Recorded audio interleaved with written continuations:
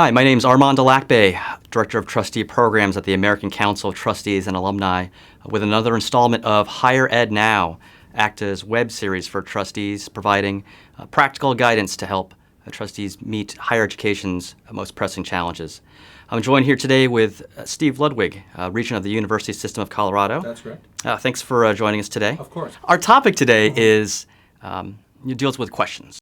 There's a project on governance for a new era, and as part of that project, ACTA came out with a few trustee guides, including the wallet card, getting the data, 10 questions trustees could ask. Something now that actually the Board of Regents for the University of Nevada system is using as an actual part of their dashboard. That's great.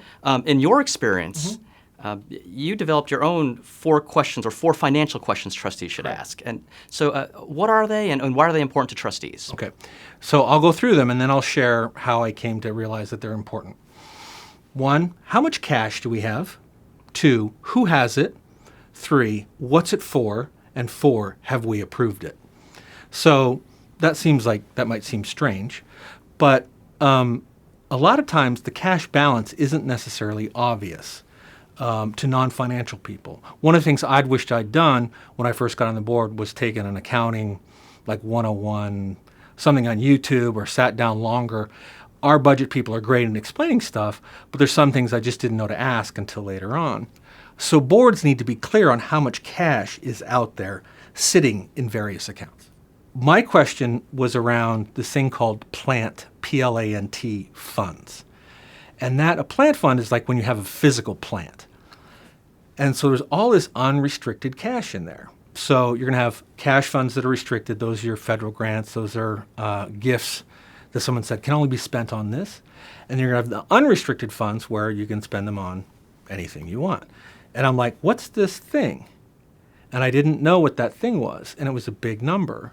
And that's where a lot of money was being saved for future buildings. So that's one example of you need to look at the data and you need to ask the questions and not be, if I'm not an expert in finance. I'm an expert in marketing and public relations and corporate communications. That's right. That's one of my questions is what advice would you give to trustees whose primary background is not in finance? Learn to read a balance sheet. It's important to begin to at least get some basic understanding of how those financial sheets work. Because if you say, here's our priority and our money's not being saved for that, or we're not spending there, or we're not getting results from that spending, money follows your values. So the questions, as far as the 4 questions go, the last 2 really deal with, has the board approved this project? What have they approved, and have they approved it? Right. I mean, how is that different from just looking at the agenda and the board minutes and knowing your resolutions? So if someone has set away money for a future project, and the project hasn't been approved because it's not ready to be approved, and you're in a crisis, that means that money's available to you if you know it's there. For example, one of our auxiliaries was sitting on $25 million in cash. It's like, why? Well, they need to have so much for blah, blah, blah. Do they need that much? Well, what they didn't say is they're saving money for another building. And so, the board has to be clear. So like I said, at the University of Colorado, our limit is $2 million and above has to be approved by the board. But that's when we spend it, not when it's saved. And once you do know it's there, what are the next steps that trustees can take? Well, look at your policies. So if you didn't know it was there, why didn't you know it was there?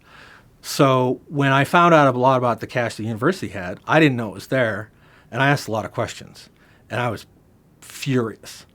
But we all figured out there's a huge miscommunication. And we changed, and our we have a new CFO, and he was like, all right, let's figure out a way to make that more transparent for everybody, because that's what it should be. Do you find this is a common experience among...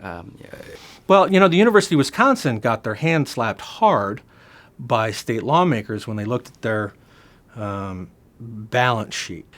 And so it was in the papers and it was in the news, and the legislature was so mad, they withheld tuition increases for the University of Wisconsin, the Wisconsin system, because they felt like they weren't being completely transparent about all this money that was set aside. So, it's out there. And so it just requires you have to look at it. So to recap, the 4 questions, they are... How much cash do you have, or do we have? Where is it? Like, who's sitting on it? What's it for? Why is it being saved? Is it to save a future bill? Is it for a building? Is it for a department something? And then have we approved it? And if we haven't approved it, why? Or what are the policies that we need? How much cash? Who has it? What's it for? Have we approved it? A succinct yet very effective system. And actually a very good segue into our next segment, where we'll be talking about more practical applications of these 4 questions. Thank you. Great.